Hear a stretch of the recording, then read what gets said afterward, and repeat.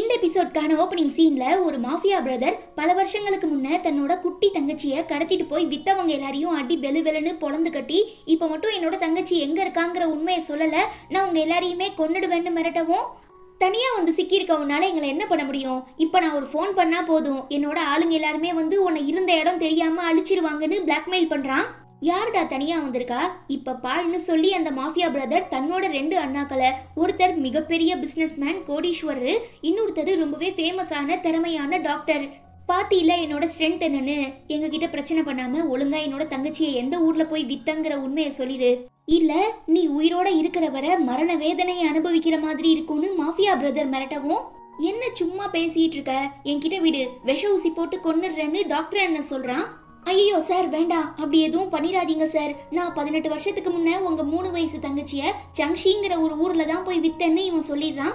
அவ்வளவுதான், தேவைப்பட்ட விஷயம் கிடைச்சதும் மாஃபியா அண்ணா கிட்னாப்பரை போட்டு தள்ளிட்டு 18 வருஷத்துக்கு முன்ன காணாம போன நம்ம தங்கச்சி இப்ப ரொம்ப பெரிய பொண்ணா வளர்ந்துருப்பா, அவகிட்டயுமே இந்த பெண்டன்ட்டோட ஒரு பாதி இருக்கும், சோ ஊர் ஃபுல்லா விசாரிச்சு பார்த்து நம்ம இதை வச்சு தங்கச்சியை கண்டுபிடிச்சிடலான்னு சொல்லி 3 அண்ணாக்களும் அந்த சங்ஷிங்கிற ஊருக்கு கிளம்புறாங்க. கட் பண்ணா நம்ம ஹீரோயினை பல வருஷமா காதலிச்சிட்டு இருக்க அவங்களோட பாய் ஃப்ரெண்ட் கல்யாணம் பண்ணிக்க பெர்மிஷன் வாங்குறதுக்காக தன்னோட அம்மா கிட்ட அழைச்சிட்டு போறாரு. ஒருவேளை உன்னோட அம்மா நம்ம மேரேஜுக்கு ஒத்துக்கலனா என்ன பண்றதுன்னு ஹீரோயின் கேட்க, அதுக்கெல்லாம் வாய்ப்பே இல்ல, என்னோட அம்மா எனக்கு கல்யாணம் பண்ணி பார்க்கணும்னு தான் ஆசைப்படுறாங்க, சோ இந்த விஷயத்த சொன்னா கண்டிப்பா அக்செப்ட் பண்ணிப்பாங்க, நானுமே உனக்கு ப்ராமிஸ் பண்ணி கொடுத்த மாதிரி கடைசி வரை உன் கூட ஒன்னா சேர்ந்து வாழ்வேன்னு பாய் ஃப்ரெண்ட் சொல்றான். ஹீரோயினுமே அவனோட வார்த்தையை நம்பி வீட்டுக்கு வந்து பார்த்தா அங்க அவனோட அம்மா வேற ஒரு பொண்ணு கிட்ட ஜாலியா பேசிட்டு இருக்காங்க. பத்தாவதுக்கு அந்த பொண்ணு வேற பாய் ஃப்ரெண்டை தொட்டு தொட்டு பேசவும் ஹீரோயின் செம்ம கடுப்பாகிடுறா. ஆனா காட்டிக்காம, ஹாய் ஆண்டி, என்னோட பேரு லிசியங்னு சொல்லவும், நீதானா அது, நான் உன்னை பத்தி நிறைய கேள்விப்பட்டிருக்கேன், சரி இப்ப எதுக்கு இங்க வந்திருக்கன்னு அம்மா கேட்க, நானும் உங்க பையனும் லவ் பண்றோம், சோ மேரேஜ் பண்ணிக்கிறதுக்காக உங்ககிட்ட பெர்மிஷன் கேட்க வந்திருக்கேன்னு ஹீரோயின் சொல்ல, என்னால இதை ஏத்துக்க முடியாது, யாரும் இல்லாத உன்னை எப்படி என் பையனுக்கு மேரேஜ் பண்ணி வைக்க முடியும், பத்தாவதுக்கு உன்னை தத்தெடுத்த அம்மா அப்பாவுமே கைவிட்டுட்டாங்கன்னு கேள்விப்பட்டேன், சோ உன்ன மாதிரி ஒரு பொண்ணுக்கு என் வீட்டுக்கு மருமகளா வர தகுதி இல்லைன்னு திட்டுறா. அப்படிலாம் பேசாதீங்கம்மா, நானும் ஹீரோயினும் பல வருஷமா லவ் பண்ணிட்டு இருக்கோம், இப்போ நாங்க 2 பேரும் மேரேஜுக்கு அப்புறம் சொந்தமா பிசினஸ் ஸ்டார்ட் பண்ண போறோம், சோ எல்லா விதத்திலயுமே ஹீரோயின் எனக்கு ரொம்ப உதவியா இருப்பா, நானுமே அவளை முழு மனசோட நேசிக்கிறேன்னு பாய் ஃப்ரெண்ட் சொல்றான். இதை ஏத்துக்க முடியாம அந்த அம்மாக்காரி காய்ச்சி மூச்சுன்னு கத்தும் போது, விடுங்க ஆண்டி, ஹீரோயின் மாதிரி இருக்கிற பொண்ணுங்களாம் இப்படி யாரையாவது லவ் பண்ணி மேரேஜ் பண்ணிக்கிட்டா மட்டும்தான் வாழ்க்கையில முன்னேற முடியும், பாவம் இது தெரியாம உங்க பையன் வலையில மாட்டிக்கிட்டாரு, ஆக்சுவலா நானுமே உங்க பையனை லவ் பண்ணிட்டு தான் இருக்கேன், எப்படியும் மேரேஜ் பண்ணிக்கலான்னு ஆசைப்பட்டேன், ஆனா விதி தான் விளையாண்டுருச்சு, இட்ஸ் ஓகே, நான் நேசிச்ச உங்க பையன் அவரை நேசிச்ச பொண்ணு கூட ஒன்னா சேர்ந்து வாழ்றது எனக்கு சந்தோஷம்தான், ஆனா ஹீரோயினை பார்க்கும்போது எனக்கு ரொம்பவே பொறாமையா இருக்குன்னு சொல்றா. இதுல பொறாமப்பட என்னமா இருக்கு, அவளால உன் பக்கத்துல கூட நெருங்க முடியாது, உன்னோட தகுதி என்ன, தராதாரம் என்ன, நீங்களாம் பரம்பரை பணக்காரங்க, ஆனா அவளுக்கு அம்மா அப்பா கூட கிடையாது, இவளை நம்பி எப்படிதான் என்னோட பையன் மேரேஜ் பண்ணிக்க போறேன், பிசினஸ் ஸ்டார்ட் பண்ண போறேன்னு சொல்றாங்கிறது தான் எனக்கு புரியலன்னு அம்மாக்காரி திட்டுறா. நீங்க சொல்ற மாதிரி எனக்கு சொந்தங்கள்னு யாரும் இல்லதான், என்கிட்ட பெருசா வசதியும் இல்லதான், ஆனா திறமை இருக்கு, எனக்கு ஒரு சான்ஸ் கிடைச்சா போதும், கண்டிப்பா உங்க பையனை ஒரு பெரிய பிசினஸ் மேன் ஆக்கிடுவேன்னு ஹீரோயின் சொல்றாங்க. உன்னால இப்படி பேச மட்டும்தான் முடியும், அதுவே நான்சி நினைச்சானா என் பையனை மேரேஜ் பண்ணிக்கிட்டு அவனுக்கு நிறையவே வரதட்சணை கொடுப்பா, அதை வச்சு நாங்க பிசினஸ் ஸ்டார்ட் பண்ணுவோம், என் பையன் பெரிய கோடீஸ்வரன் ஆகிடுவான்னு அம்மா சொல்ல, இப்படிலாம் பேசினா மட்டும் என்னோட மனசு மாறிடாது, நான் ஹீரோயினை உண்மையா லவ் பண்றேன், அவளை மேரேஜ் பண்ணிக்க ஆசைப்படுறேன், ஸோ உங்ககிட்ட பெர்மிஷன் கேட்டுட்டு ஃபேமிலி டின்னர் சாப்பிட்றதுக்காக தான் அழைச்சிட்டு வந்தேன்னு பாய் ஃப்ரெண்ட் சொல்றான். நான் எதுக்காக இவளுக்கெல்லாம் சமைச்சு போடணும், வேணும்னா அவளையே சமைச்சு சாப்பிட்டுட்டு போக சொல்லுன்னு அம்மா கத்துறாங்க. ஐயோ எனக்கு சமைக்க தெரியாது, இப்ப என்ன பண்றதுன்னு ஹீரோயின் கேட்க, இதுவே நானா இருந்திருந்தா இந்நேரத்துக்கு ஹோட்டல்ல இருந்து ஃபுட்ஸ் ஆர்டர் பண்ணிருப்பேன், முக்கியமா மேரேஜ் ஆனதுக்கு அப்புறம் வீட்லயே ஒரு ஷெஃபை வேலைக்கு வச்சுட்டு உங்களை வேலை பார்க்க விடாம நானே அரேஞ்ச் பண்ணிருப்பேன்னு நான்சி சொல்லவும், ஒரு வீட்டுக்கு மருமகளா வர போற பொண்ணு நான்சி மாதிரி தான் இருக்கணும், ஆனா இந்த ஹீரோயினுக்கு சொந்த பந்தம் இல்ல, வசதி இல்ல, முக்கியமா வீட்டு வேலை கூட செய்ய தெரியல, இவளெல்லாம் எப்படிதான் நீ மேரேஜ் பண்ணிக்க ஆசைப்படுறியோன்னு சொல்லி அம்மா கலாய்க்குது. ஓகே நானே பாத்துக்கிறேன், எனக்கு தெரிஞ்ச வரை சமைச்சு தரேன்னு ஹீரோயின் சொல்றா. உன் மேல எனக்கு நம்பிக்கை இருக்கு, கண்டிப்பா நீ நல்லா தான் சமைப்பேன்னு சொல்லி பாய் ஃப்ரெண்ட் அனுப்பி வைக்கவும் அம்மாக்காரங்க பார்த்துட்டு செம கடுப்பாகிடுறாங்க. ஓகே நீங்க 2 பேரும் பேசிட்டு இருங்க, இதோ நான் வந்துடுறேன்னு சொல்லிட்டு அம்மாக்காரி போயிடுறா. இந்த கேப்ல நான்சி பாய் ஃப்ரெண்டை ஹக் பண்ணவும், இதெல்லாம் ரொம்ப பெரிய தப்பு, எனக்கு மேரேஜ் ஆக போகுது, நான் ஹீரோயினை மட்டும் தான் நேசிக்கிறேன்னு இவன் சொல்ல, நீங்க ஏன் என்னோட காதலை புரிஞ்சுக்க மாட்டேங்கிறீங்க, நான் உங்களை எத்தனை வருஷமா லவ் பண்ணிட்டு இருக்கேன் தெரியுமா, உங்களை தவிர நான் வேற யாரையும் என்னோட ஹஸ்பண்டா ஏத்துக்க மாட்டேன், ப்ளீஸ் என்னை ஏத்துக்கோங்கன்னு சொல்லி இன்னும் டைட்டா ஹக் பண்ணிடுறா. ப்ளீஸ் தயவு செஞ்சு விட்டுருன்னு சொல்லி இவன் கெஞ்சிட்டு இருக்கும்போது உள்ள வர நம்ம ஹீரோயின் இந்த கண்கொள்ளா காட்சியை பார்த்துட்டு செம்ம ஷாக் ஆகிடுறா.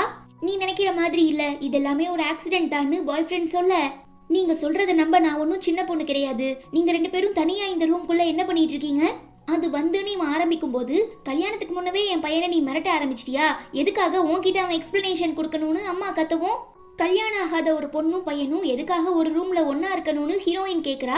பலார்ந்து கண்ணத்துல அப்பி, என்னோட பையனையே நீ சந்தேகப்படுறியா? அவனும் நான்சியும் சின்ன வயசுல இருந்தே பெஸ்ட் ஃப்ரெண்டா இருந்துட்டு இருக்காங்கன்னு அம்மா கத்தவும், என்ன கேள்வி கேட்க ஹீரோயின் கிட்ட எல்லா உரிமையும் இருக்கு. பிகாஸ் அவ என்ன நம்புறா, நான் அவளை காதலிக்கிறேன். சோ நான் என்னோட கஷ்டத்தை சொன்னா கண்டிப்பா அவ புரிஞ்சுப்பான்னு பாய் ஃப்ரெண்ட் சொல்றான். ஒன்னும் இல்லாத இவளுக்கு வேணா நீ இறங்கி போலாம், ஆனா நான்சியை சந்தேகப்பட அவளுக்கு எந்த அருகதையும் இல்ல, ஒழுங்கா மன்னிப்பு கேளுன்னு அம்மா மிரட்டவும், நான் உங்க பையனை மேரேஜ் பண்ணிக்க போறேன். சோ அவர் கூட ஒரு பொண்ணு இருக்கிறத பார்த்துட்டு எப்படி என்னால ரிலாக்ஸா இருக்க முடியும்? நான் சந்தேகப்பட்டதுல எந்த தப்பும் இல்லைன்னு ஹீரோயின் சொல்ல, தயவு செஞ்சு நிறுத்து. நான் உன்னோட பாய் ஃப்ரெண்டை காதலிச்சது உண்மைதான். அதுக்காக என்னோட புனிதமான காதலை ஏன் இப்படி கொச்சப்படுத்துற? என்னால இதை தாங்கிக்க முடியலன்னு சொல்லி நான்சி சீன் போடுறா. உன்னால மட்டும்தான் என் பையனுக்கு ஒரு நல்ல ஒய்ஃபா, எனக்கு நல்ல மருமகளா இருக்க முடியும். ஹீரோயின் மாதிரி ஒரு சந்தேக பிராணியை கட்டிக்கிட்டு என் பையன் ரொம்ப கஷ்டப்பட போறான்னு அம்மா சொல்லவும், தேவையில்லாம என்னை பத்தி தப்பா பேசாதீங்க. உங்க பையனுக்காக மட்டும்தான் நான் இவ்வளோ நேரம் அமைதியா இருந்தேன். ஆனா என்னோட தன்மானத்துக்கு ஒரு பிரச்சனை வரும்போது என்னால சும்மா இருக்க முடியாது. எனக்கு இந்த கல்யாணமே வேணான்னு சொல்லி ஹீரோயின் கோச்சிட்டு போயிடுறா. செல்லம் பட்டுக்குட்டி இதோ நானும் வரேன்னு சொல்லி பாய் ஃப்ரெண்ட் பின்னால ஓடுறான். எப்படியோ 2 பேருக்கு நடுவுல கொளுத்தி போட்டாச்சு. கூடிய சீக்கிரம் பிரிஞ்சிருவாங்க.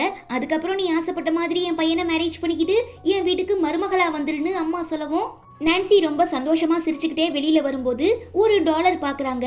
வாவ், இது ரொம்பவே எக்ஸ்பென்சிவா ஆன்டிக்கா தெரியுதே. அப்ப கண்டிப்பா இதோட வேல்யூ ரொம்பவே அதிகமா இருக்கும். ஒருவேளை ஹீரோயினோட தான் இருக்குமோ?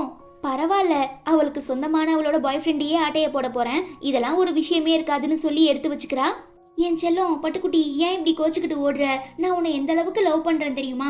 உன்னை கல்யாணம் பண்ணிக்க நான் எவ்வளோ பெரிய ரிஸ்க் எடுக்க வேணாலும் ரெடியா இருக்கேன். திரும்ப இந்த மாதிரிலாம் எங்க அம்மா பேச மாட்டாங்க. நான் உன்னை பத்திரமா பாத்துக்கிறேன்னு பாய் ஃப்ரெண்ட் சொல்லவும், அப்போ நாம மேரேஜ்க்கு அப்புறம் இந்த வீட்டுல இருக்க கூடாது, தனி கொடுத்தனும் போயிடலாமான்னு ஹீரோயின் கேட்க, ஓகே கண்டிப்பா, நமக்கு மேரேஜ் ஆன அடுத்த செகண்டே நாம தனி வீட்டுக்கு போயிடலான்னு பாய் ஃப்ரெண்ட் சொல்ல ஹீரோயின் செம்ம குஷியாகிடுறா.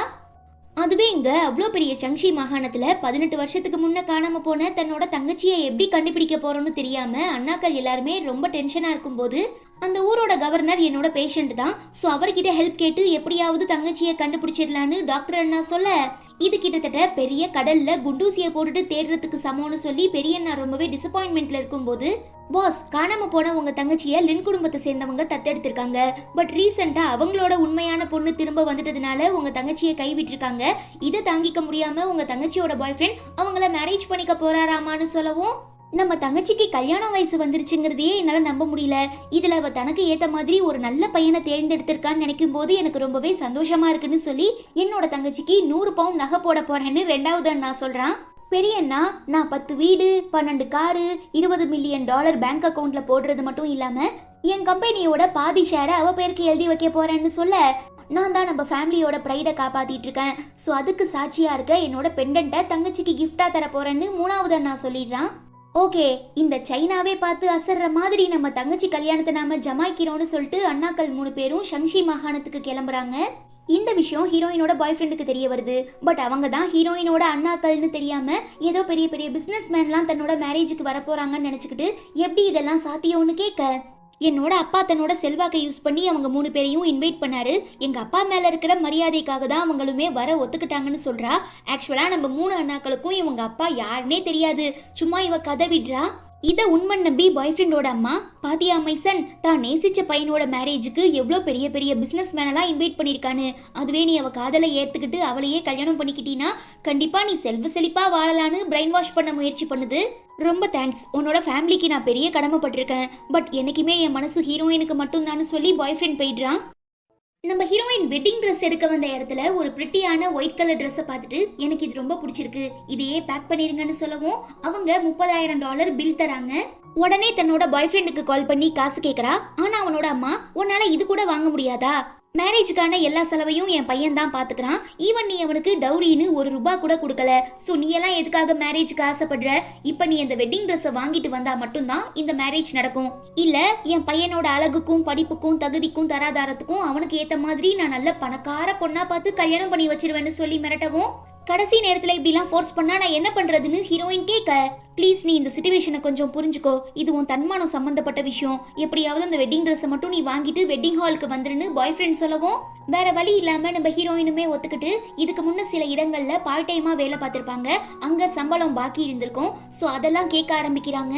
நல்லா பாத்துக்கடா மைசன், தனக்கான வெட்டிங் ட்ரெஸ்ஸை வாங்க முடியாத அளவுக்கு நீ பாத்திருக்க பொண்ணு ரொம்ப புவரா இருக்கா. ஆனா நான்சி தான் நேசிச்ச பையனோட மேரேஜுக்கு இந்த ஊர்ல இருக்கிறதுலயே 3 பெரிய பணக்கார பிசினஸ் மேனை இன்வைட் பண்ணிருக்கா.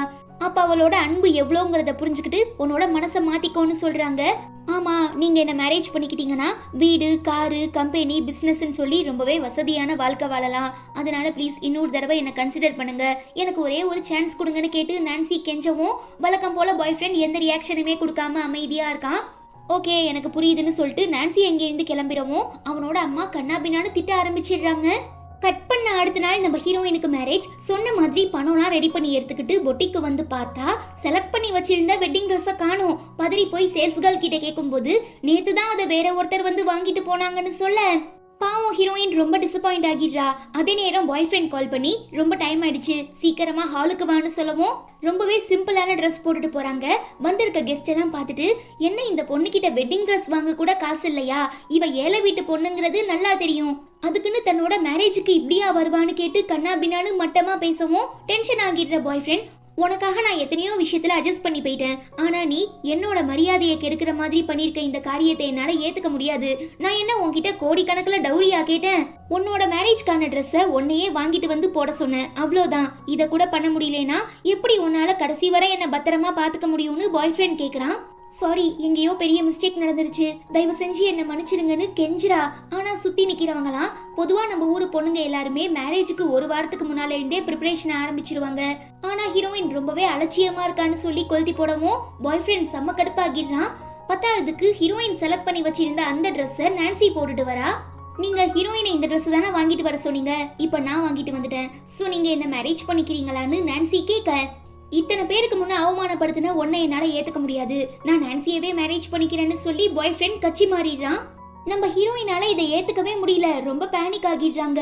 இத்தனை நாளா பூட்டி இருந்த என்னோட அறிவு கண்ணையும் ஞான கண்ணையும் நான்சி திறந்து வச்சிட்டா, சோ உங்க எல்லாரையும் சாட்சியா வச்சு நான் அவளை மேரேஜ் பண்ணிக்க போறேன்னு பாய் ஃப்ரெண்ட் சொல்லவும், என்ன இவன் ஒரு செகண்ட்ல பிரைடையே மாத்திட்டான். பட் இதுவுமே நல்லா தான் இருக்கு, பிகாஸ் பாய் ஃப்ரெண்ட் மாதிரி திறமையான ஒரு பையனுக்கு நான்சி மாதிரி பணக்கார பொண்ணு தான் கரெக்ட் மேட்சா இருப்பா. இந்த ஹீரோயின்லாம் சும்மா பணத்துக்காக இவன் கூட பழகிருக்கான்னு ரொம்ப தப்பு தப்பா பேசுறாங்க. தயவு செஞ்சு என் ஃபீலிங்ஸோட விளையாடாத, இந்த ஒரு நாளுக்காக நம்ம 2 பேரும் எவ்வளவு கஷ்டப்பட்டோங்கிறதையே நீ மறந்துட்டியான்னு ஹீரோயின் கேட்க, உனக்காக நான் எவ்வளோ பெரிய ரிஸ்க் எடுத்தேங்கிறது உனக்கே நல்லா தெரியும், ஆனா நீ என்னோட மரியாதையை கெடுக்கிற மாதிரி நடந்துக்கிட்ட, இதுக்கப்புறம் உனக்கு நான் வாய்ப்பு கொடுக்க விரும்பல, என்னோட வாழ்க்கை எனக்கு ரொம்ப முக்கியம், என்னோட கெரியர் அதை விட ரொம்ப முக்கியம், ஸோ நான் நான்சியை மேரேஜ் பண்ணிக்கிட்டா மட்டும்தான் நான் ஆசைப்பட்ட மாதிரி ஒரு பெரிய பிஸ்னஸ் மேன் ஆக முடியும், ஸோ உன்னோட தகுதி என்னங்கிறத புரிஞ்சுக்கிட்டு பிரச்சனை பண்ணாம இங்க இருந்து கிளம்புன்னு பாய் ஃப்ரெண்ட் சொல்றான். பத்தாவதுக்கு அவனோட அம்மா, நான்சி, வந்திருக்க கெஸ்ட்னு சொல்லி எல்லாருமே தாறுமாறா ஹீரோயினை ரொம்ப மட்டமா பேசிடுறாங்க. பாவம் மனசொடைஞ்சு போயிடுற நம்ம ஹீரோயின் அங்கே இருந்து கிளம்பும் போதுதான் நான்சி கிட்ட தன்னோட பெண்டன்ட் இருக்கிறத பார்த்துட்டு, இது என்னோடது, ஒழுங்கா கொடுத்துருன்னு கேக்குறாங்க. ஆனா அவ என்னோடதுன்னு போய் சொல்லிடுறா. சோ பாய் ஃப்ரெண்டோட அம்மா கோவப்பட்டு ஹீரோயின் அடிக்கவும் ரொம்ப அவமானமா போயிடுது. அதே நேரம் அங்க நம்ம 3வது அண்ணா வராரு. நான்சியும் பாய் ஃப்ரெண்டும் வாங்கன்னு சொல்லி இன்வைட் பண்றாங்க. அவ கையில தான் குடும்பத்தோட பெண்டன்ட் இருக்கிறத பார்த்துட்டு அவ தான் தன்னோட தங்கச்சி போலன்னு நினைச்சு, 18 வருஷத்துக்கு முன்ன காணாம போன உன்னை திரும்ப பாக்குறதுல எனக்கு ரொம்ப சந்தோஷம், உன்னோட அண்ணாக்கள் நாங்க 3 பேரும் உனக்காக நிறையவே டௌரி எடுத்துட்டு வந்திருக்கோம்னு சொல்லி அந்த 10 வீடு, 12 காரு, 100 பவுண்ட் நகை அது எல்லாத்தையுமே காட்டுறான். நான்சியால நம்பவே முடியல, செம குஷியாகி இதெல்லாம் எனக்கான்னு கேட்கவும், ஆமா தங்கச்சி உனக்கே தான்னு சொல்ல, பரவாயில்ல நாம லேட்டா முடிவெடுத்தாலும் சூப்பர் முடிவு எடுத்திருக்கோம், நான்சியை மேரேஜ் பண்ணிக்கிட்டதுனால தான் நமக்கு இந்த எல்லா டௌரியும் கிடைச்சதுன்னு சொல்லி பாய் ஃப்ரெண்ட் ரொம்ப சந்தோஷப்படுறான். பத்தாவதுக்கு சுத்தி நிக்கிறவங்களாம், நல்லதுலயும் ஒரு கெட்டது நடந்திருக்கு, பாய் ஃப்ரெண்ட் ஹீரோயினை வேணான்னு ரிஜெக்ட் பண்ணதுனால தான் இப்ப ரொம்ப பெரிய செல்வாக்கான வீட்ல இருந்து பொண்ணு எடுத்திருக்கான், சோ அவன் லைஃப் லாங் எந்த கஷ்டமும் படாம மகாராஜா மாதிரி வாழலான்னு சொல்லி ரொம்ப பெருமையா பேசுறாங்க. அப்ப நம்ம 3வது அண்ணா அவங்க குடும்பத்துக்கே ரொம்ப ஸ்பெஷலான வேல்யூபிளான ஒரு பெண்டன்ட்டை நான்சி கிட்ட தராரு. ஆக்சுவலா இது சொர்க்கத்தோட வாசல்ல இருந்து எடுக்கப்பட்டதுன்னு மித்துல சொல்லியிருக்காங்களாம். ஸோ இந்த பெண்டன்ட் யார்கிட்ட இருக்கோ அவங்க எந்த ஒரு பிரச்சனையும் இல்லாம ரொம்பவே சந்தோஷமா எல்லா விஷயங்களையும் வின் பண்ணி நம்பர் 1 வாழுவாங்கன்னு சொல்றாங்க. அடிச்சதுப்பா லக்கு, ஹீரோயினை கழட்டி விட்டதுனால தான் இப்போ நம்ம பல்கா செட்டில் ஆகியிருக்கோம்னு சொல்லி பாய் ஃப்ரெண்டு அவனோட அம்மாலாம் ரொம்ப சந்தோஷப்படும் போது ஹீரோயின் ஓரமா நிற்கவும், இன்னும் இங்க என்ன பண்ணிட்டு இருக்க, ஒழுங்கா வெளியில போன்னு சொல்ல, நான் போறேன், அதுக்கு முன்ன என்கிட்ட இருந்து திருடின என்னோட பெண்டன்ட்டை கொடு. என்னை பெத்த அம்மா அப்பா கடைசியா எனக்குன்னு விட்டுட்டு போன ஒரே ஒரு சொத்து இது மட்டும் தான், இதை நான் பல வருஷமா என் கூட வச்சிருக்கேன்னு ஹீரோயின் சொல்றா. என்ன, இந்த பெண்டன்ட் உன்னோடதா, அப்புறம் எப்படி நான்சி கிட்ட வந்துச்சுன்னு மூணாவதா நான் கேட்க, ஐயோ கோவப்படாதீங்க, இந்த சீப்பான பொருளை நான் என் கையில கட்டியிருக்கிறது ரொம்ப பெரிய தப்பு தான், திரும்ப அவகிட்டயே கொடுத்துடுறேன்னு சொல்லி நான்சி கழட்டும் போது மூணாவது அண்ணா வாங்கிக்கிறாரு. அவர்கிட்ட இருந்து நம்ம ஹீரோயின் வாங்க ட்ரை பண்ணவும், உனக்கு இவர் பக்கத்துல நெருங்க எந்த அருகதையும் இல்லைன்னு சொல்லி அம்மா பிடிச்சி தள்ளி விட்டுடுறா. ஆனா நம்ம மூணாவது அண்ணா, சாரி நான் தப்பா புரிஞ்சுக்கிட்டேன்னு நினைக்கிறேன், அப்ப இந்த பெண்டன்ட் உன்னோடது தானான்னு கேட்க, ஆமான்னு ஹீரோயின் சொல்ல, நான்சி கிட்ட கொடுத்த அந்த குடும்பத்தோட பெண்டன்ட்டை வாங்கி திரும்ப ஹீரோயின் கிட்ட கொடுத்து, நீ தான் என்னோட தொலைஞ்சு போன தங்கச்சி, உன்னை பாக்குறதுக்காக தான் நாங்க எல்லாருமே இங்க வந்திருக்கோம்னு மூணாவது அண்ணா சொல்ல, நம்ம ஹீரோயினால இதை நம்பவே முடியல. சுத்தி நின்று வேடிக்கை பார்த்துட்டு இருக்க எல்லாருமே மிரண்டு போயிடுறாங்க. அப்ப அவரு தான் பெண்டன்ட்டை ஹீரோயின் பெண்டன்ட் கூட சேர்த்து வச்சு காட்டுறாரு. அதுக்கப்புறம் தான் ஹீரோயின் நம்புறா. இந்த பெண்டன்ட்டுக்கு இவ்ளோ பவர் இருக்கா, சும்மா விடக்கூடாதுன்னு சொல்லி நான்சி ஹீரோயின் கிட்டே இருந்து அதை புடுங்கி, நீங்க தப்பா நினைச்சுக்கிட்டீங்க, இந்த பெண்டன்ட் என்னோடது தான், நான் தான் இதை சின்ன வயசுல இருந்தே வச்சிருக்கேன்னு போய் சொல்றா. இல்ல அவளை நம்பாதீங்க, அந்த பெண்டன்ட் என்னோடது, அன்னைக்கு நான் எங்கேயோ மிஸ் பண்ணிட்டேன், அதை இவ திருடி வச்சுக்கிட்டு தான் உங்களை ஏமாத்த பாக்குறான்னு ஹீரோயின் சொல்லவும், இப்ப இவங்க 2 பேர்ல யார் சொல்றது உண்மைன்னு தெரியாம மூணாவது அண்ணா ரொம்ப கன்ஃபியூஸ் ஆகிடுறாரு. அப்ப கரெக்டா அங்க நம்ம 2வது அண்ணா வர, மூணாவது அண்ணா நடந்த எல்லா பஞ்சாயத்தையும் சொல்லவும், ஹீரோயினை பார்த்துட்டு, சின்ன வயசுல எப்படி இருந்தாலோ அதே மாதிரி தான் இப்பயுமே இருக்கா, சோ இவ தான் நம்ம தங்கச்சின்னு சொல்ல, இல்ல நம்பாதீங்க, அவ பிளாஸ்டிக் சர்ஜரி பண்ணிருக்கா, ஆக்சுவலா நான் தான் உங்க தங்கச்சின்னு திரும்ப திரும்ப இவ பிரச்சனை பண்றா. இங்க பாரு, நீ என்னோட ஃபியான்சேவை திருடுன, என்னோட மேரேஜையும் கேன்சல் பண்ண வச்ச, இப்ப என்னோட அண்ணாக்களையுமே திருட பாக்குறியா, உனக்கெல்லாம் வெக்கமா இல்லையான்னு ஹீரோயின் கேட்கவும், பொய் சொல்றதையே ஒரு வேலையா வச்சு சுத்திட்டு இருக்கியா நீ, ஃபர்ஸ்ட் பாய் ஃப்ரெண்ட பொய் சொல்லி ஏமாத்த பார்த்த, இப்ப இந்த 3 பேரையும் ஏமாத்த பாக்குறியான்னு கேட்டு இவ கத்துறா. செல்லக்குட்டி, உன்கிட்ட ஏதாவது ப்ரூஃப் இருந்தா அதை காட்டி நிரூபின்னு பாய் ஃப்ரெண்ட் சொல்ல, விட்டா இவனே நம்மள மாட்டி விட்டுருவான் போலன்னு சொல்லி நான்சி பயந்துடுறா. தென் அங்க வர நம்ம ஃபர்ஸ்ட் அண்ணா கிட்ட மற்ற 2 அண்ணாக்களும் நடந்த எல்லா விஷயங்களையும் சொல்றாங்க. கன்ஃபியூஷன் வேணாம், நம்ம தங்கச்சி யாருங்கிறத கண்டுபிடிக்க என்கிட்ட ஒரு ஐடியா இருக்குன்னு சொல்லி எல்லார்கிட்டயுமே இந்த பெண்டன்ட் இருக்கும்ல அதை ஒன்னா இணைக்க சொல்றாங்க. பிகாஸ் அந்த பெண்டன்ட்டுக்கு ஏதோ ரத்த சம்பந்தம் உள்ளவங்கள தெரியுமா. ஸோ இந்த நான்சி நம்ம தங்கச்சியா இருந்தானா நம்ம பெண்டன்ட் கூட அதை ஒன்னா சேர்க்க முடியும், அப்படி இல்லைனா இணைக்க முடியாதுன்னு சொல்ல, இந்த நான்சியுமே தனக்கு தெரிஞ்ச எல்லா கடவுளையும் கும்பிட்டுட்டு அந்த பெண்டன்ட்டை இணைக்கிறதுக்காக போறா. பட் சேர மாட்டுது. ஸோ நம்ம ஹீரோயினை ட்ரை பண்ண சொல்றாங்க.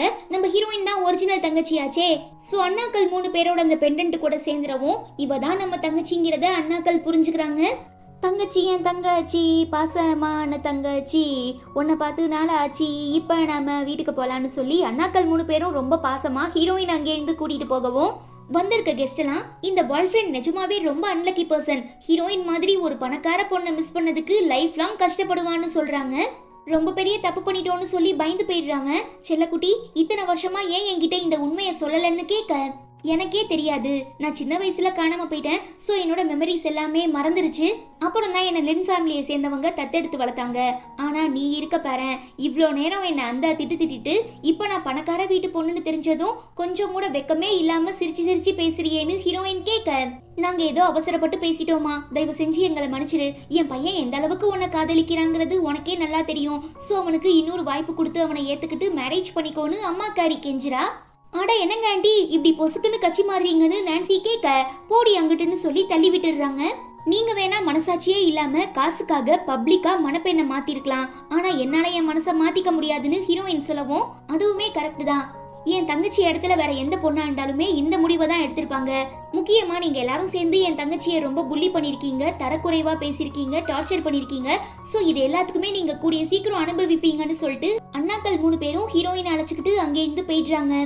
பாய் ஃப்ரெண்டோட ஃபேமிலிக்கு இது தேவைதான். ஹீரோயினோட அண்ணாக்கள் 3 பேரும் எவ்வளோ பெரிய ஆளுங்கன்னு தெரியாம தேவையில்லாம சீண்டி இப்ப பெரிய ப்ராப்ளம்ல மாட்டிக்க போறாங்க. இதுக்கப்புறம் யார் நினைச்சாலும் அவங்கள காப்பாற்ற முடியாதுன்னு கெஸ்ட் எல்லாம் சொல்லவும், பாய் ஃப்ரெண்டு, அவனோட அம்மா, நான்சின்னு சொல்லி எல்லாரும் பயந்துடுறாங்க. கண்ணில் மரண பயம் தெரிய ஆரம்பிச்சிடுது. தென் நம்ம ஹீரோயின் தன்னோட 3 அண்ணாக்களையும் வீட்டுக்கு அழைச்சிட்டு வரா. ரொம்பவே எளிமையான வாழ்க்கை வாழ்றத பார்த்துட்டு, இத்தனை வருஷமா நீ ரொம்ப கஷ்டப்பட்டிருப்ப, ஆனா இதுக்கப்புறம் உனக்கு எந்த கஷ்டமும் இல்லாம நாங்க பார்த்துப்போம். உனக்கு பணம் தேவைப்பட்டுச்சுன்னா என்கிட்ட கேளு. உடம்பு சரியில்லை, வேற ஏதாவது ஹெல்ப் வேணும்னா 2வது அண்ணன் டாக்டர் அண்ணன் கிட்ட கேளு. உன்கிட்ட யாராவது பிரச்சனை பண்ணாங்கன்னா நீ 3வது அண்ணன் கிட்ட சொன்னா போதும், அவன் ஆளையே காலி பண்ணிடுவான்னு சொல்றாங்க. இத்தனை வருஷத்துக்கு அப்புறம் கூட நீங்க என் மேல இவ்ளோ பாசமா இருக்கீங்கன்னு நினைக்கும் போது எனக்கு ரொம்ப சந்தோஷமா இருக்கு. உங்களை மாதிரி அண்ணாக்கள் கிடைக்க நான் ரொம்ப கொடுத்து வச்சிருக்கணும்னு ஹீரோயின் சொல்ல, உன்னோட ரெசியூமை பார்த்து நீ MBA படிச்சிருக்கங்கிறத நான் தெரிஞ்சுக்கிட்டேன். ஸோ உனக்கு நான் ஒரு கம்பெனி எழுதி வச்சிருக்கேன்னு பெரிய அண்ணா சொல்ல, ஐயோ எனக்கு இதெல்லாம் வேணாம், நான் இன்னும் அந்த அளவுக்கு முன்னேறலன்னு ஹீரோயின் ரிஜெக்ட் பண்ணிடுறா. அப்ப இதையாவது வச்சுக்கோன்னு சொல்லி 2வது அண்ணா 2 டேப்லெட் தராரு. ஒன்னு இந்த பிளட் பிரஷர் அப்புறம் ஹார்ட் டிசீஸ் எல்லாம் குணப்படுத்தும், இன்னொன்னு வயசாகிறத ஏஜிங்க கொஞ்சம் டிலே பண்ணுன்னு சொல்லி தராரு. 3வது அண்ணா அந்த சொர்க்கத்தோட வாசல்ல இருந்து எடுத்துட்டு வந்தாங்களே ஒரு ஃபோனிக்ஸ் பெண்டன்ட், அதை கொடுத்து இது உன்கிட்ட இருந்தா யாருமே உன்னை புள்ளி பண்ண மாட்டாங்க, நீ எப்போதுமே ரொம்ப சேஃபா இருப்பேன்னு சொல்ல, உங்க அன்புக்கும் பாசத்துக்கும் ரொம்ப நன்றி, பட் இப்ப எனக்கு இது தேவையில்லை. என் பாய் ஃப்ரெண்டோட குடும்பம் என்னை ரொம்பவே டார்ச்சர் பண்ணிட்டாங்க. ஸோ நான் தனியாளா இருந்து அவங்கள பழி வாங்கணும்னு நினைக்கிறேன். ஸோ நீங்க என்னோட உண்மையான ஐடென்டிட்டியை ரிவீல் பண்ணாதீங்க. நான் ஒரு சாதாரண பொண்ணாவே இந்த மாகாணத்துல வாழ ஆசைப்படுறேன்னு ஹீரோயின் சொல்றா. சரிம்மா, எனக்கு புரியுது. அதுக்காக என் தங்கச்சி கஷ்டப்படுறத பார்த்துட்டு என்னால சும்மா இருக்க முடியாது.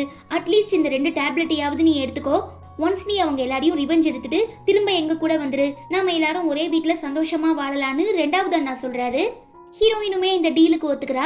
மேரேஜ் அன்னைக்கு என்ன நடந்துச்சுங்கிறதையே ரியலைஸ் பண்றதுக்குள்ள பல பிரச்சனைகள் நடந்து முடிஞ்சதுனால ரொம்பவே கன்ஃபியூஷன்ல இருக்கிற எக்ஸ் பாய் ஃப்ரெண்ட் ஹீரோயின் நிஜமாவே அந்த 3 அண்ணாக்களோட தங்கச்சியான்னு கேட்கவும், நான் என்னோட ஆளுங்களை அனுப்பி விசாரிக்க சொல்லியிருக்கேன், இன்னும் கொஞ்ச நேரத்துல ரிசல்ட் தெரிஞ்சிரும்னு இந்த நான்சி சொல்லிட்டு இருக்கும்போது அவங்க ஆளுங்க கால் பண்ணி, நம்ம ஹீரோயினும் அந்த 3 அண்ணாக்களோட தங்கச்சியும் ஒரு காலத்துல பெஸ்ட் ஃப்ரெண்டா இருந்திருக்காங்க. அப்ப ஹீரோயின் அந்த பொண்ணுக்கு ஏதோ பெரிய உதவி பண்ணாலாமா, அதுக்கு கைமாறாதான் மேரேஜுக்கு வந்திருக்காங்கன்னு சொல்லவும், நாம எதிர்பார்த்த மாதிரி ஹீரோயின் பொய் தான் சொல்லியிருக்கா. மற்றபடி அந்த 3 அண்ணாக்களுக்கும் அவளுக்கும் எந்த சம்பந்தமும் இல்ல, ஏதோ ஜஸ்ட் ஒரு ஃப்ரெண்ட்ஷிப்காக தான் மேரேஜுக்கு வந்துட்டு போயிருக்காங்கன்னு நான்சி சொல்றா. நல்ல வேலை, நான் கூட எங்க ஹீரோயினுக்காக அந்த 3 அண்ணாக்களும் நம்மள பழிவாங்க வருவாங்களோன்னு நினைச்சு பயந்துட்டு இருந்தேன். அந்த மாதிரி எதுவும் நடக்காது, இப்பதான் எனக்கு நிம்மதியா இருக்குன்னு அம்மா சொல்ல, ஆமா இதுக்கப்புறம் நமக்கு எந்த பிரச்சனையும் இருக்காது. அதே நேரம் நம்ம பிசினஸையும் டெவலப் பண்ணி ஆகணும். அதுக்கு நம்ம ஊர்ல ஒரு பெரிய கவர்மெண்ட் ப்ராஜெக்ட் நடக்க போது, அந்த டெண்டரை வாங்கிட்டா மட்டும் போதும். அதை எப்படியாவது சக்சஸ்ஃபுல்லா முடிச்சிட்டோம்னா அதுக்கப்புறம் நாம நினைச்ச மாதிரி சந்தோஷமான வசதியான வாழ்க்கையை வாழலான்னு நான்சி சொல்றா. யா, நானுமே கேள்விப்பட்டேன். நான் அந்த கான்ட்ராக்ட் எடுக்கணும்னா அதுக்கு நீ எனக்கு உதவி பண்ணணும். பிகாஸ் உங்க அப்பாவோட இன்ஃப்ளூயன்ஸை வச்சு தான் நம்ம ஊர் கவர்னர் கிட்ட பேச முடியும். அதுக்கு நீ என் கூட அவரோட ஆஃபீஸ்க்கு வந்தாகணும்னு எக்ஸ் பாய் ஃப்ரெண்ட் சொல்ல, நாம ஆசைப்பட்ட வாழ்க்கைய சந்தோஷமா வாழ நான் என்ன வேணா பண்ண ரெடியா இருக்கேன்னு சொல்லி நான்சி ஒத்துக்கிறா. கட் பண்ணா நம்ம 2வது அண்ணா டாக்டர் அண்ணா தன்னோட பேஷண்டான சங்ஷி மாகாணத்தோட கவர்னரை செக் பண்ணிட்டு பயப்படுற அளவுக்கு எதுவும் இல்ல, ஆனா ஆல்ரெடி உங்களுக்கு 2 ஹார்ட் அட்டாக் வந்துட்டதுனால இதுக்கப்புறம் நீங்க ரொம்பவே கேர்ஃபுல்லா இருக்கணும். தேவையில்லாம டென்ஷன் ஆகி பிரஷரை ஏத்திக்காதீங்க, அடிக்கடி வெளியில போகாதீங்கன்னு அட்வைஸ் பண்றாரு. நீங்க மட்டும் இல்லனா நான் எப்பயோ செத்துருப்பேன். உங்க உதவிக்கு ரொம்ப நன்றி டாக்டர்னு சொல்லி கவர்னர் பணம் கொடுக்கறாரு. எனக்கு இதெல்லாம் வேண்டாம், நான் ஃபியூச்சர்ல இந்த ஊர்ல செட்டில் ஆக நிறையவே சான்சஸ் இருக்கு. சோ அப்ப எனக்கு தேவையான உதவிகளை நீங்க பண்ணா மட்டும் போதும்னு அண்ணா சொல்ல, ரொம்ப சந்தோஷம், நான் அதுக்கு கடமைப்பட்டிருக்கேன். முக்கியமா உங்களை மாதிரி ஒரு திறமையான டாக்டர் எங்க ஊர்ல வந்து செட்டில் ஆக நாங்க தான் கொடுத்து வச்சிருக்கணும்னு கவர்னர் சொல்றாரு. நான் ஒன்றும் அவ்வளோ பெரிய ஆளெல்லாம் இல்லை, ஜஸ்ட் என்னோட கடமையை செய்கிறேன், அவ்வளோதான். ஓகே, எனக்கு ஒரு முக்கியமான வேலை இருக்கு, நான் இன்னொரு நாள் வந்து உங்களை மீட் பண்ணுறேன்னு சொல்லி டாக்டர் அண்ணா அங்கேருந்து கிளம்புனதும் கவர்னருக்கு நெஞ்சு வலிக்க ஆரம்பிச்சிருது. வலி தாங்க முடியாம துடிக்க ஆரம்பிச்சிடுறாரு. நம்ம ஹீரோயின் பார்த்து அவரை கூட்டிட்டு போய் ஓரமா உட்கார வச்சு என்னன்னு கேட்கும்போது, நான் ஒரு ஹார்ட் பேஷண்ட், என்கிட்ட இப்ப டேப்லெட் இல்லைன்னு கவர்னர் சொல்ல, டாக்டர் அண்ணா தனக்கு இந்த ஹார்ட் டிசீஸை கியூர் பண்றதுக்காக மருந்து கொடுத்த விஷயம் ஹீரோயினுக்கு ஞாபகம் வரவும் உடனே கவர்னர் கிட்ட கொடுத்து அதை சாப்பிட்டு சொல்றாங்க. சாப்பிட்டு அவருமே கொஞ்ச நேரத்துல நார்மல் ஆகிடுறாரு. நீ என்னோட உயிரை காப்பாத்திருக்க, சோ நான் உனக்கு கைமாறா ஏதாவது பண்ணணும், என்ன வேணும்னாலும் கேளுமான்னு கவர்னர் சொல்ல, இருக்கட்டும் சார், இது என்னோட கடமை. ஓகே, எனக்கு டைம் ஆயிடுச்சு, நான் கிளம்புறேன்னு சொல்லிட்டு ஹீரோயின் போயிடுறா. நம்ம கிட்ட இருந்து கைமாறு எதிர்பார்க்காம உதவி செஞ்சிருக்கானா, அப்ப கண்டிப்பா இவன் நல்ல பொண்ணாதான் இருப்பாருன்னு கவர்னர் சொல்றாரு. அதுவே இங்க நம்ம ஹீரோயின் தான் 3 அண்ணாக்களோட இன்ஃப்ளூயன்ஸ் அப்புறம் உதவி இல்லாம சொந்தமா ஒரு பிசினஸ் ஆரம்பிக்கிறா. அப்பதான் அந்த கவர்மெண்ட் ப்ராஜெக்ட் பத்தியுமே தெரிய வருது. இத பத்தி பேசுறதுக்காக கவர்னரை மீட் பண்ண போறா. நீங்க 2 பேரும் இங்க என்ன பண்ணிட்டு இருக்கீங்கன்னு கேட்க, எதுக்கு கவர்னரை மீட் பண்ணி ப்ராஜெக்ட் பேப்பர்ல கையெழுத்து வாங்கிட்டு போய் எங்க வேலையை ஆரம்பிக்கிறதுக்காக தான் வந்திருக்கோன்னு நான்சி சொல்ல, இவகிட்டலாம் நீ பேசி நேரத்தை வேஸ்ட் பண்ணாத. யாரோ 3 பேர் திடீர்னு வந்து அவளோட அண்ணான்னு சொன்னதும் உடனே இவ கச்சி மாட்டிட்டா. ஆனா இப்ப அவங்க இவளை கழட்டி விட்டுட்டு போயிட்டாங்க. அதனாலதான் திரும்ப என் கூட பேட்சப் பண்றதுக்காக என்ன தேடி வந்திருக்கான்னு எக்ஸ் பாய் ஃப்ரெண்ட் சொல்றான். உன்னை மிஸ் பண்ணிட்டோம் இழந்துட்டோங்கிற வருத்தம் எனக்கு துளி கூட இல்லைன்னு ஹீரோயின் சொல்றா. சும்மா நடிக்காத, எங்க 2 பேரோட ரிலேஷன்ஷிப் எப்படி இருக்குங்கிறத தெரிஞ்சுக்கிறதுக்காக தானே எங்களை ஃபாலோ பண்ணி வந்தேன்னு நான்சி கேட்க, அடைச்சி வாய முடுங்க. நானுமே இந்த ப்ராஜெக்ட பத்தி கவர்னர் கிட்ட பேசுறதுக்காக தான் வந்திருக்கேன்னு சொல்லி ஹீரோயின் முக்கியமான ஃபைல்ஸ் எல்லாம் எடுத்து காட்டுறா. டென்ஷன் ஆகிற இவங்க 2 பேரும் ஹீரோயின் கம்பெனியை பத்தி கூகுள்ல சர்ச் பண்ணி பார்த்தா அவங்களோட மெயின் இன்வெஸ்டர் நம்ம ஃபர்ஸ்ட் அண்ணான்னு வரவும், என்ன உன்னோட அழகு காட்டி அந்த அண்ணாக்களெல்லாம் மயக்கி உன் கைக்குள்ள போட்டு வச்சுக்கிட்டு தான் இந்த கம்பெனியை ஆரம்பிச்சிருக்கியா நீ? இத்தனை நாளா உன்னோட இன்டென்ஷன் தெரியாம உன்னை உண்மையா லவ் பண்ணி நான் ஒரு பெரிய பைத்தியக்காரனா இருந்திருக்கேன்னு பாய் ஃப்ரெண்ட் சொல்றான். பாவம் ஹீரோயினுக்கு என்ன ரிப்ளை பண்றதுனே தெரியல. பிகாஸ் அவங்க உண்மையான அடையாளத்தை ரிவீல் பண்ணக்கூடாதுன்னு நினைக்கிறாங்க. இதை ஒரு அட்வான்டேஜா எடுத்துக்கிட்டு அவங்க 2 பேரும் சேர்ந்து ஹீரோயினை ரொம்ப மட்டமா அசிங்கமா கலாய்க்கிறது மட்டும் இல்லாம அந்த ஃபைலை வாங்கி தூக்கி போட்டுடுறாங்க. ஹீரோயின் அதை எடுக்க போகும்போது அங்க வர நம்ம கவர்னர், ஏய் பாப்பா நீங்க என்ன பண்ணிட்டு இருக்க, நல்லா இருக்கியான்னு கேட்க, சார் நீங்க தான் கவர்னரா, ரொம்ப சந்தோஷம்னு ஹீரோயின் சொல்றா. ஒரு பெரிய மனுஷன் கிட்ட எவ்வளவு மரியாதையோட பேசணுங்கிற அறிவு உனக்கு இல்லையான்னு கேட்டு எக்ஸ் பாய் ஃப்ரெண்ட் கத்தவும், வாய மூடு, ஹீரோயின் என்னோட பெஸ்ட் ஃப்ரெண்ட், நான் அவகிட்ட இருந்து மரியாதை எதிர்பார்க்கலன்னு கவர்னர் சொல்றாரு. சாரி சார், அவ ரொம்பவே ஏழை வீட்டு பொண்ணு, அப்புறம் எப்படி உங்க கூட ஃப்ரெண்டா இருக்க முடியும், உங்களை அவ ஏமாத்திருக்கா போல, இப்படிதான் கொஞ்சம் வருஷத்துக்கு முன்னால என்னையும் காதலிக்கிறதா சொல்லி என்னை ஏமாத்தினான்னு எக்ஸ் பாய் ஃப்ரெண்ட் சொல்றான். நீ எவ்வளவு நல்ல பொண்ணுங்கிறது எனக்கு தெரியுமா, சோ அவங்க சொல்ற எதையும் நான் நம்ப மாட்டேன், இதுக்கப்புறம் என் முகத்துல முழிக்காதீங்கன்னு சொல்லி எக்ஸ் பாய் ஃப்ரெண்டையும் நான்சியையும் அங்கிருந்து அடிச்சு விரட்டி விட்டுறாரு. தென் நம்ம ஹீரோயின் அந்த ப்ராஜெக்ட் பத்தி சொன்னதுமே கவர்னர் அடுத்த பேச்சு பேசாம எல்லா பேப்பர்லயும் சைன் போட்டு கொடுத்து அந்த டெண்டர் உனக்கு தாமான்னு சொல்லிடுறாரு. ஹீரோயின் ரொம்ப சந்தோஷப்படுறா. இதெல்லாம் பத்தாது, நீ என் உயிரை காப்பாத்திருக்க, சோ உனக்கு நான் பெரிய ஃபேவரா பண்ணணும்னு ஆசைப்படுறேன், நாளைக்கு வேணா எங்க வீட்டுக்கு டின்னருக்கு வர முடியுமான்னு கேட்க, எனக்குமே உங்க ஒய்ஃபை பார்க்கணும்னு ரொம்ப ஆசையா தான் சார் இருக்கு, பட் நான் கொஞ்சம் பிஸியா இருக்கேன், நான் இன்னொரு நாள் கண்டிப்பா வரேன்னு சொல்லிட்டு ஹீரோயின் போயிடுறா. ஸோ கவர்னர் தன்னோட ஒய்ஃபுக்கு கால் பண்ணி நடந்த எல்லா விஷயங்களையும் சொல்லி, என் உயிரை காப்பாத்தின அந்த பொண்ணு நம்ம வீட்டுக்கு எப்போ வேணா வரலாம், ஸோ முடிஞ்ச வரை நீ அவளை ரொம்பவே சிறப்பா கவனி, அவளுக்கு தேவையான எல்லாத்தையுமே தரமா பண்ணி கொடுன்னு சொல்லவும், நீங்க மட்டும் இல்ல நானுமே அந்த பொண்ணுக்கு கடமைப்பட்டிருக்கேன், ஸோ நீங்க கவலைப்படாதீங்க, நான் பத்திரமா பாத்துக்கிறேன்னு ஒய்ஃப் சொல்லிடுறாங்க. நான் ஹீரோயின் கிட்டே இருந்து இப்படி ஒரு கவுண்டர் அட்டாக் எதிர்பார்க்கல, கவர்னரே அவளுக்கு சப்போர்ட் பண்றதை நினைச்சா எனக்கு ரொம்ப கடுப்பா இருக்குன்னு எக்ஸ் பாய் ஃப்ரெண்ட் சொல்லவும், நீங்க எது நினைச்சும் கவலைப்படாதீங்க, என்கிட்ட ஒரு சூப்பர் ஐடியா இருக்கு, என்னோட அம்மாவும் கவர்னரோட ஒய்ஃபும் ஸ்கூல் படிக்கும் போது பெஸ்ட் ஃப்ரெண்ட்ஸா இருந்திருக்காங்க, ஸோ அந்த ஒரு விஷயத்தை வச்சு நான் கவர்னரோட ஒய்ஃப் கிட்ட பேசி எப்படியாவது உங்களுக்கு இந்த கான்ட்ராக்டை வாங்கி தரேன்னு சொல்லி நான்சி பாய் ஃப்ரெண்டை வீட்டுக்கே அழைச்சிட்டு போயிடுறா. அவங்க ஃப்ரெண்ட்ஷிப் எல்லாம் மறக்காம ரொம்பவே ஜாலியா பேசவும், இவர் தான் என்னோட ஃபியான்சே, இவருக்கு ஒரு பெரிய ப்ராஜெக்ட் வாங்கி தரதுக்காக உங்க ஹஸ்பண்ட் மிஸ்டர் கவர்னரை நாங்க மீட் பண்ண போனோம்னு சொல்லவும், அப்போ நீங்க தான் என் ஹஸ்பண்டோட உயிரை காப்பாத்துனதான்னு அந்த அம்மா கேட்க, ஆட இது கூட நல்லா இருக்கே, ஆமா ஆமா நாங்க தான் காப்பாத்தணும்னு இவங்க 2 பேரும் போய் சொல்லிடுறாங்க. உங்க உதவியை என்னால மறக்கவே முடியாது, உங்களுக்கு நான் வாழ்நாள் ஃபுல்லா கடமைப்பட்டிருக்கேன், என்ன வேணும்னாலும் என்கிட்ட தயங்காம கேளுங்கன்னு கவர்னர் ஒய்ஃப் சொல்லவும், நம்ம ஊர்ல ஒரு பெரிய கவர்மெண்ட் ப்ராஜெக்ட் வருது, அதுக்கு உங்க ஹஸ்பண்ட் தான் இன்சார்ஜ், ஸோ எப்படியாவது அவர்கிட்ட பேசி அந்த கான்ட்ராக்டை வாங்கி கொடுத்துட்டீங்கன்னா நானும் என்னோட ஃபியான்சேவும் ரொம்ப சந்தோஷப்படுவோன்னு நான்சி சொல்றா.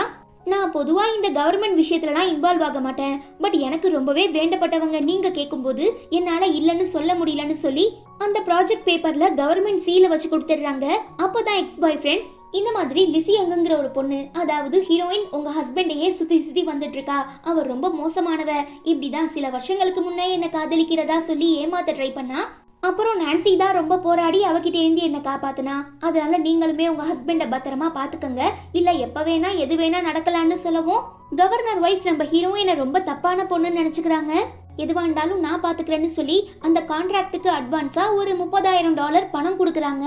கான்ட்ராக்ட் கூட சேர்த்து காசும் கொடுத்துட்டாங்களே, அப்புறம் என்ன ஒரே ஜாலிதான்னு சொல்லி நான்சியும் எக்ஸ் பாய் ஃப்ரெண்டும் சேர்ந்து ஷாப்பிங்க்கு போறாங்க.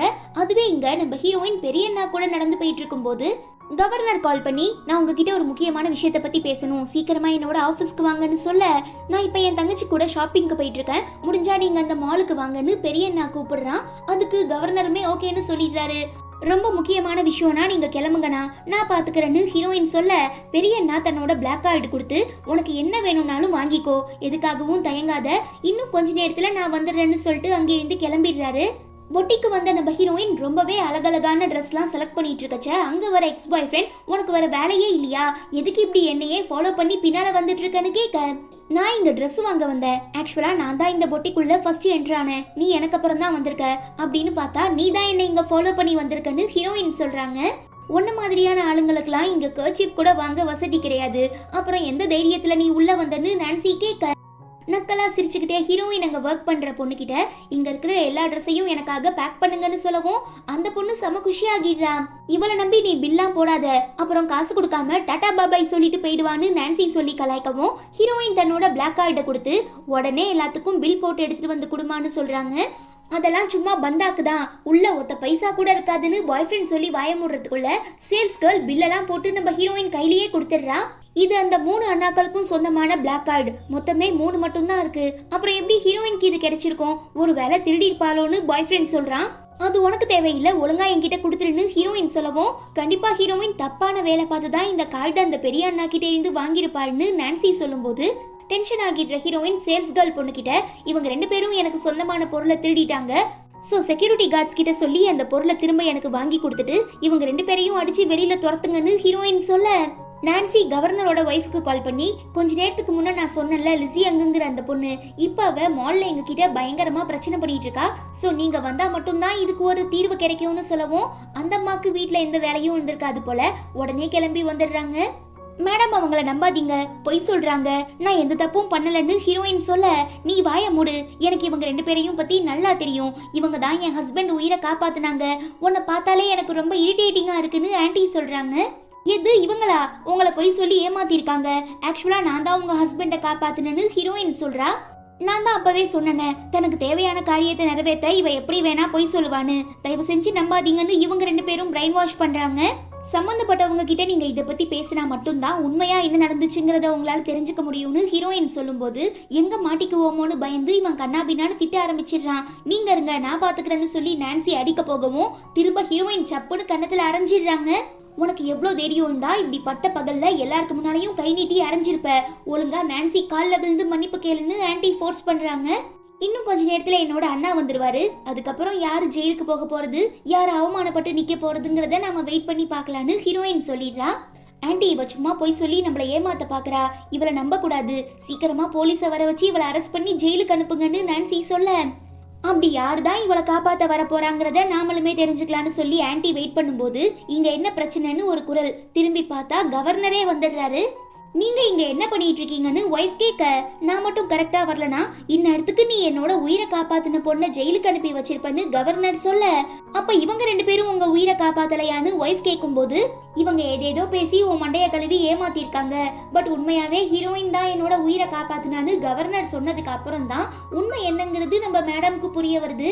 போனா போது என் சின்ன வயசு ஃப்ரெண்டோட பொண்ணுங்கிற ஒரே காரணத்துக்காக தான் உன்னை நான் வீட்டுக்குள்ள சேர்த்தேன், ஆனா நீ என்னையே ஏமாத்தி என் புருஷனுக்கு அகெயின்ஸ்டா திருப்பி விட பாத்தியா, உன்ன மாதிரி ஒரு மோசமான பொண்ணை என்னோட வாழ்க்கையில நான் இதுவரை பார்த்ததில்லன்னு மேடம் கண்ணா பின்னான்னு திட்டிடுறாங்க. பார்த்தா அதுக்கு கவர்னர் வேற போனா போதுங்கிற ஒரே காரணத்துக்காக தான் உங்க 2 பேரையும் சும்மா விடுறேன், இல்ல ஜெயிலுக்குள்ள தள்ளி முட்டிக்கு முட்டி தட்டிருப்பேன்னு சொல்லி மிரட்டி செக்யூரிட்டி கார்ட்ஸை வச்சு அவங்க 2 பேரையும் அடிச்சு துரத்திடுறாங்க. இருந்தாலும் நான் கோவப்பட்டு உன்னை அப்படிலாம் திட்டிருக்க கூடாது, தப்பா பேசியிருக்க கூடாது, அவமானப்படுத்தி இருக்க கூடாது, என்ன மன்னிச்சிருமான்னு மேடமே ஓப்பனா மன்னிப்பு கேட்டுடுறாங்க. அப்ப அங்க வர நம்ம ஃபர்ஸ்ட் அண்ணா, என்ன பாப்பா ஷாப்பிங்லாம் முடிஞ்சிருச்சான்னு கேட்கும்போது இந்த பொண்ணை உனக்கு தெரியுமான்னு கவர்னர் கேட்கிறாரு. ஆமா, இவ தான் 18 வருஷத்துக்கு முன்ன காணாம போன எங்க தங்கச்சி, இவளை தேடிதான் நாங்க உங்க ஊருக்கே வந்திருக்கோம்னு பெரிய அண்ணா சொல்றாரு. ரொம்ப சந்தோஷம், உங்க குடும்பத்துக்கே நான் ரொம்ப கடமைப்பட்டிருக்கேன், ஸோ என்ன உதவி வேணாலும் தயங்காம என்கிட்ட கேளுங்கன்னு கவர்னரும் அவரோட ஒய்ஃபும் சொல்லிடுறாங்க. அதுவே இங்க நான்சியும் எக்ஸ் பாய் ஃப்ரெண்டும் சேர்ந்துக்கிட்டு ஹீரோயினை பயங்கரமா புள்ளி பண்ணாங்கிற விஷயம் தெரிஞ்சதும் நம்ம 3வது அண்ணா செம கடுப்பாகி வெட்டுறேன் குத்துறேன் அடிச்சு காலி பண்றேன்னு சொல்லி வன்முறையில இறங்கவும், அதெல்லாம் வேண்டாம், இதை நானே ஹேண்டில் பண்ணிக்கிறேன், பாதி முடிஞ்சிருச்சு, இன்னும் கொஞ்சோண்டு தான் இருக்குன்னு ஹீரோயின் சொல்லவும், ஆமா இது ஹீரோயினோட தனிப்பட்ட விஷயம், ஸோ தங்கச்சியே பார்த்துக்கிட்டோன்னு ஃபர்ஸ்ட் அண்ணா சொல்லிடுறான். ஹீரோயின் ரொம்ப ஜாலியா ரோட்ல நடந்து போயிட்டு இருக்கும்போது எக்ஸ் பாய் ஃப்ரெண்டும் நான்சியும் வாண்டடா வந்து வம்புக்கு இழுக்கிறாங்க. என்ன அடுத்து ஏதாவது பெரிய பணக்காரனா பார்த்து உஷார் பண்ண கிளம்பிட்ட போலன்னு நான்சி கேட்க, நீ ஃபாலோ பண்ணிட்டு இருக்க ரொட்டீனை எதுக்காக என் மேல திணிக்கிறேன்னு ஹீரோயின் கேட்கவும், கோவப்பட்டு பாய் ஃப்ரெண்ட் அடிக்க கை ஓங்கிடுறான். பட் அதுக்குள்ள அங்க நம்ம மூணாவது அண்ணா வந்துடுறாரு. நான் இங்க இருக்கிறது உங்களுக்கு எப்படி தெரியும்னு கேட்க, நான் ரொம்ப நேரமா உனக்கு கால் பண்ணேன், ஆனா நீ எடுக்கல. சோ ஏதோ ஒரு பிரச்சனையில இருக்கன்னு புரிஞ்சுக்கிட்டு ஜிபிஎஸ் ட்ராக்கர் வச்சுதான் நான் உன்னை தேடி இங்க வந்தேன்னு சொல்லவும், ஐயோ மூணாவது அண்ணா தயவு செஞ்சு இவ்வளவு நம்பாதீங்க. கொஞ்ச நாள் உங்க பெரிய அண்ணா கூட சுத்திட்டு இருந்தா இப்ப உங்களை பிடிச்சிருக்கா, அடுத்து எப்ப வேணாலும் உங்க ரெண்டாவது அண்ணா மேல கட்சி தாவலான்னு இவன் தப்பு தப்பா சொல்றத பார்த்து கடுப்பாகிடுற மூணாவது அண்ணா எக்ஸ் பாய் ஃப்ரெண்டை எட்டி உதச்சிடுறாரு. இன்னொரு வார்த்தை இவளை பத்தி தப்பா ஏதாவது பேசுன அடுத்த செகண்ட் உன் உயிர் உன்கிட்ட இருக்காது. நானும் போனா போதுன்னு அமைதியா இருந்தா என்ன ஓவரா பண்ணிட்டு இருக்கியா, இதுதான் உனக்கு கடைசி சான்ஸ், இதுக்கப்புறம் ஹீரோயின் பக்கத்துல நெருங்குன அவ்வளவுதான்னு சொல்லி மிரட்டவும், இவ என்னென்னலாம் பேசி உங்களை ஏமாத்திருந்தா நீங்க இவளை இவ்ளோ டீப்பா நம்புவீங்க, அதுக்கெல்லாம் இவ தகுதியே இல்லாதவன்னு எக்ஸ் பாய் ஃப்ரெண்ட் சொல்ல கடுப்பாகி மூணாவதுன்னா அவன் கையை முடிச்சிடுறாரு. சோ கட்டெல்லாம் கட்டியிருக்கவும், ஏன் மைசன் கொஞ்சமாவது நீ ஜாக்கிரதையா இருந்திருக்க வேணாமா, ஏற்கனவே உனக்கு நேரம் சரியில்லை, இதுல மூணாவது அண்ணா கிட்ட போய் உரண்டு இழுத்துட்டு வந்திருக்க, நார்மலாவே அவர் ரொம்ப ரகட் பாய் தான், இதுல நீ பிரச்சனை பண்ணதுனால இன்னும் டெரிஃபிக் ஆயிட்டாரு போலன்னு சொல்ல, ஆன்ட்டி நீங்க நினைக்கிற மாதிரி இதுக்கெல்லாம் காரணம் மூணாவது நாள்ல ஹீரோயின் மட்டும் தான், ஏதோ ட்ரெஸ்ஸை மாத்துற மாதிரி டெய்லி ஆளுங்களை மாத்திட்டு இருக்கா, அப்படிதான் உங்க பையனை பழி வாங்குறதுக்காக மூணாவது அண்ணா கிட்ட ஏதோ சொல்லி கொளுத்தி போட்டிருக்கா, அதனாலதான் அந்த மனுஷனுமே அடிச்சிருக்காருன்னு நான்சி சொல்ல, இதுக்கப்புறம் நான் ஹீரோயினை சும்மா விட மாட்டேன்னு சொல்லி அவங்க வேலை பார்க்குற கம்பெனிக்கு போய் காய்ச்சி மூச்சுன்னு கத்தவும், நீங்க சொல்ற பேர்ல இங்க யாரும் வேலை பார்க்கலன்னு அங்க ஒர்க் பண்ற எம்ப்ளாயிஸ் சொல்றாங்க. இல்ல எனக்கு நல்லா தெரியும், லிசியன் ஃபர்ஸ்ட் என் பையனை தான் டேட்டிங் பண்ணா, பட் அவ எதிர்பார்த்த மாதிரி அவன்கிட்ட இருந்து காசை கறக்க முடியலன்னு சொல்லிதான் இப்ப பெரிய பெரிய பணக்காரங்களா பார்த்து கொக்கி போட்டு இழுத்துட்டு இருக்கான்னு சொல்லிட்டு இருக்கும்போது, வாயை முடுங்க, என்னை பத்தி தெரியாம தேவையில்லாம பேசாதீங்கன்னு சொல்லி ஹீரோயின் வெளியில வராங்க. லிசியங்னு இங்க யாருமே வேலை பார்க்கலன்னு சொன்னீங்க, இப்ப எப்படி இவ வெளியில வந்தான்னு அம்மா கேட்க, இவங்க பேரு லிசியங் இல்ல லிசி ஃபேங், ஆக்சுவலா இவங்க தான் எங்க கம்பெனியோட சிஇஓன்னு எம்ப்ளாயிஸ்லாம் சொல்றாங்க. அம்மாவால இதை நம்பவே முடியல, ஹீரோயினை ரொம்ப மோசமா திட்டுறாங்க. அப்பதான் ஹீரோயின் அந்த கம்பெனியோட ஃபைல்ஸ் எல்லாம் காட்டி, உங்க பையன் அடையணும்னு நினைச்ச அந்த ப்ராஜெக்டை இப்ப நான் வாங்கிட்டேன், இதுக்கப்புறம் எல்லாமே எனக்கு சக்சஸ் தான், நீங்க கடைசி வரை இப்படியே கத்திட்டு இருங்க, இதெல்லாம் தாண்டி ஒரு பெரிய பிரச்சனை கூடிய சீக்கிரம் உங்களை நோக்கி வரும், அதை ஃபேஸ் பண்ண ரெடியா இருங்கன்னு சொல்லி விரட்டி விட்டுடுறா. அந்த பிரச்சனை என்னவா இருக்கும்னு தெரியாம இவங்கெல்லாம் பயங்கரமான கன்ஃபியூஷன்ல இருக்கும் போதுதான் ஸ்டார்டிங்ல அந்த கவர்னரோட ஒய்ஃப் ப்ராஜெக்டுக்காக $30 மில்லியன் பணம் கொடுத்துருப்பாங்கல்ல, அதை இப்ப கேட்டு கேஸ் போட்டிருக்காங்க. ஆனா நான்சியும் எக்ஸ் பாய் ஃப்ரெண்டும் சேர்ந்து அந்த மொத்த காசையும் ஜாலியா செலவு பண்ணிருப்பாங்க, ஷாப்பிங் பண்ணிருப்பாங்க.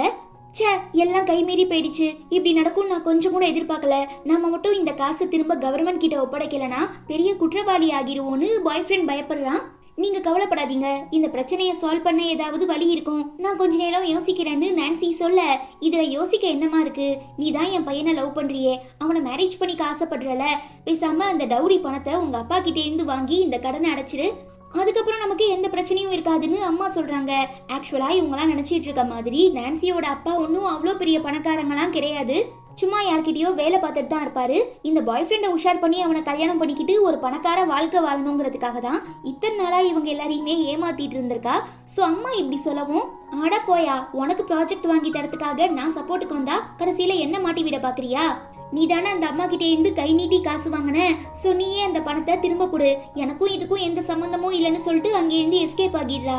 ஆனா என்ன, சட்டத்துக்கிட்டே இருந்து தப்பிக்க முடியாதுல்ல. ஸோ ஒரு கவர்மெண்ட் ப்ராஜெக்டுக்காக காசு வாங்கி அதை ஏமாத்திட்டாங்க, ஊழல் பண்ணிட்டாங்கன்னு சொல்லி இந்த நான்சி எக்ஸ் பாய் ஃப்ரெண்ட் அவனோட அம்மானு எல்லாரையுமே ஜெயிலுக்கு அனுப்பிடுறாங்க. ஒரு வழியா நம்ம ஹீரோயினுமே ஆசைப்பட்ட மாதிரி அவங்க எல்லாரையும் பழி வாங்கிடுறா. ஈவன் அவளுக்கு ஒரு அழகான ஃபேமிலி, 3 அண்ணாக்களும் கிடைச்சிடுறாங்க. முக்கியமா அவ ஆசைப்பட்ட மாதிரி ஒரு சக்சஸ்ஃபுல்லான பிசினஸையும் ஸ்டார்ட் பண்ணி லைஃபையே ரொம்ப சந்தோஷமா வாழ ஆரம்பிக்கிறா. அவ்வளோதான், இதோட இந்த டிராமாவுமே ரொம்ப ஹாப்பியா முடியுது. எனக்கு பர்சனலா இந்த டிராமா ரொம்ப பிடிச்சிருந்தது. ரொம்பவே ரிவெஞ்சு அப்புறம் இந்த டாக்ஸிக் அது மாதிரி எதுவும் இல்லாம ஒரு மைல்டான கண்டிஷன்லயே சூப்பரா போயிட்டு இருந்தது. ஸோ நீங்க இந்த டிராமாவை பத்தி என்ன நினைக்கிறீங்கன்னு சொல்லுங்க. முக்கியமா இந்த 3 அண்ணாக்கள்ல உங்களுக்கு யாரை ரொம்ப பிடிச்சிருந்ததுங்கிறதையுமே மறக்காம கமெண்ட்ல சொல்லுங்க. நான் உங்க எல்லாரையும் ரொம்ப சீக்கிரமா அடுத்து ஒரு இன்ட்ரெஸ்டிங்கான டிராமால மீட் பண்றேன். Until then, it's bye from Afi and stay tuned with Spectre of Fantasy.